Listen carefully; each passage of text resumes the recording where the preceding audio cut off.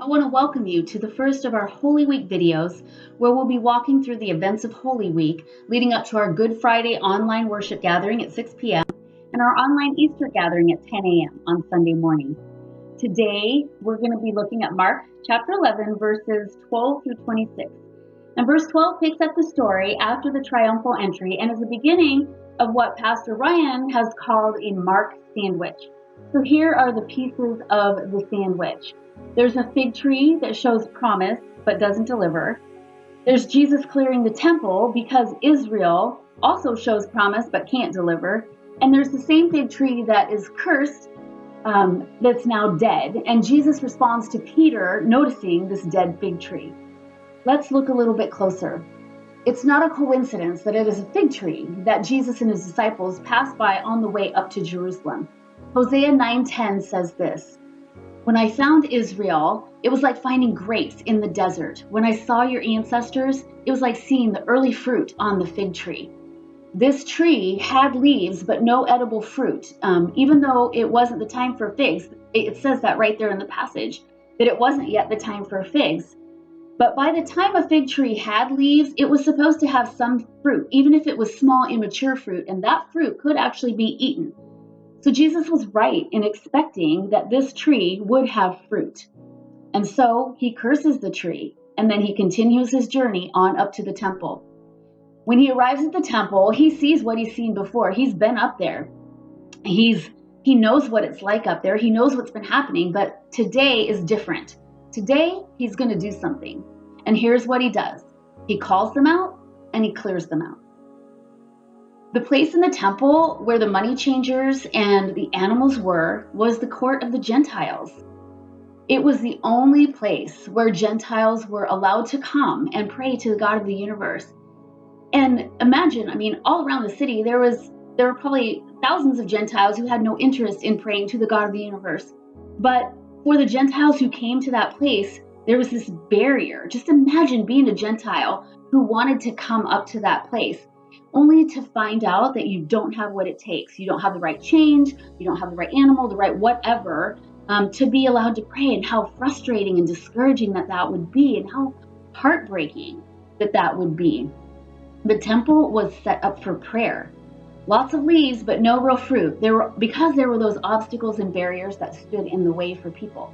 So Jesus called them out, saying, "My house will be called a house of prayer." It was meant to be this place where everyone could connect with God, and his heart was grieved. But he also cleared them out. He made a way for true connection through his coming death and resurrection. He removed every obstacle that might keep someone from coming to God, as he prepared to be the way for everyone to come. They leave the city for the night and they come back the next day when Peter notices this dead fig tree. And he's like, "Hey, Jesus, this tree you cursed is dead, like all the way dead, all the way down to the roots." And Jesus' response seems almost unrelated, like he didn't even hear the statement. But here's his response in a nutshell. Have faith in God, pray in faith, and forgive others so that you will be forgiven. And that's a whole other, much longer message. As you ponder this passage today, I want to leave you with 3 questions. The first one is this: where might Jesus be calling me out? Where is he calling you out? Where is he trying to expose my motivations, my wrong thinking, the places where I'm following someone or something other than him, putting someone else first or something else first? Second question is this: where might Jesus be trying to clear some things out of my life? Maybe especially in this time of self-isolation and staying at home. We have the opportunity to look and see, where is Jesus clearing some things out of our lives?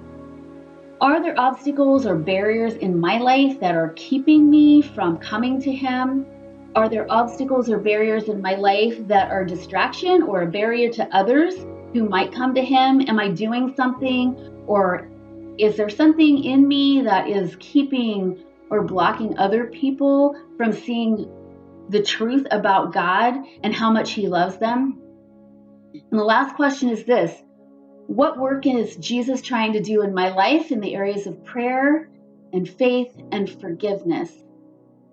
And I feel challenged in thinking about that because I know how weak I am in prayer. I know where my own struggles are in faith. And I know how hard it is sometimes to think about forgiveness and what that really looks like. So, what work is He trying to do in me in those areas of prayer and having faith in God? I love how it says in that passage, have faith in God. It's not have faith in our faith, it's have faith in God. So as we walk through this week, looking at the events that happen in Jesus' life, may we just continue to lay ourselves before Him and allow Him to do His transforming work in us.